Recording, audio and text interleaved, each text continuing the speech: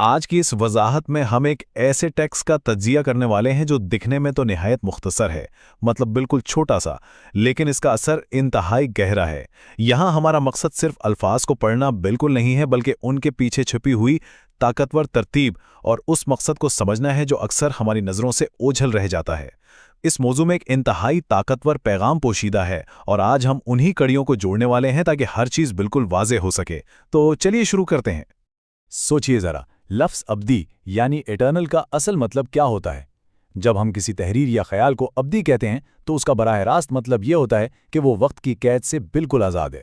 ज़माना बदल जाए, सदियां गुजर जाएं, लोग और रिवायतें तब्दील हो जाएं, लेकिन जो चीज़ अब्दी हकीकत है वो वैसी ही अटल रहती हैं जैसी वो कल थी। ये कोई मामूली दावा नहीं है। एक ऐसे दौर में जहां हर चीज़ रोज़ बदल रही है, वहां किसी चीज़ को मुकम्मल और हमेशा के लिए सच करार देना ये एक बहुत बड़ा फ़लसफ़ियाना वज़न रखता है और फ़ौरन हमारी तवज्जो तलब करता है। ओके, तो सबसे पहले इस अंग्रेज़ी दावे का थोड़ा गहराई से तज्जिया करते हैं और देखते हैं कि वहाँ अल्फाज का चुनाव कैसा है। इस मखसूस जुमले पर थोड़ा गौर करें, द इटर्नल ट्रूथ ऑफ सूरा अल असर। अगर इन अल्फाज की तरतीब देखी जाए तो सबसे अहम नुक्ता ये सामने आता है कि यहाँ लफ्ज़ ट्रूथ यानी हकीकत के बिल्कुल साथ इटर्नल को जोड़ दिया गया है।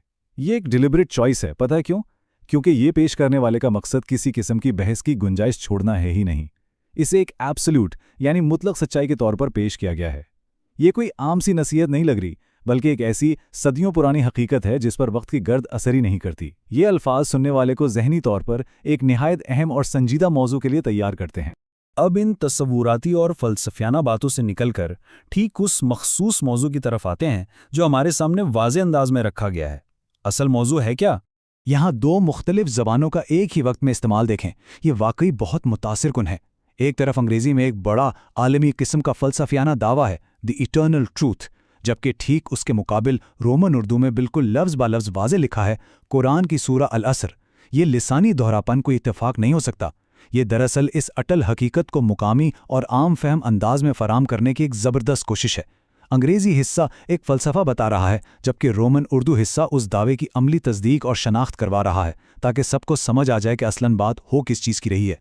और ये अहमियत तभी बनती है जब हम उसके असल मंबा यानी उसकी इब्तिदा और ताल्लुक़ को समझते हैं।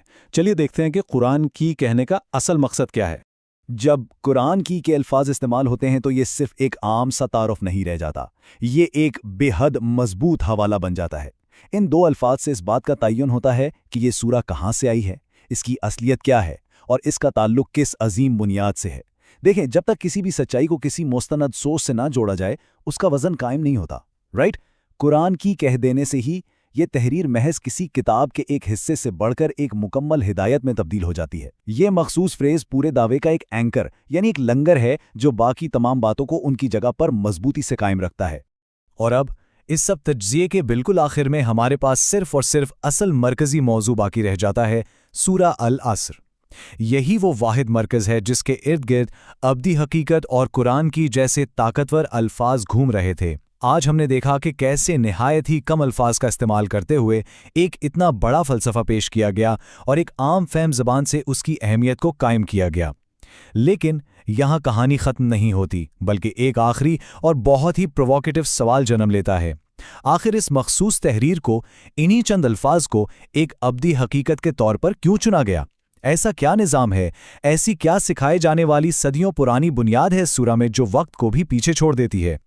ये वो तहरीक आमेज़ सवाल है जो वाकई हम सबको मज़ीद गौर करने और इस हकीकत की गहराइयों को खुद तलाश करने पर मजबूर कर देता है।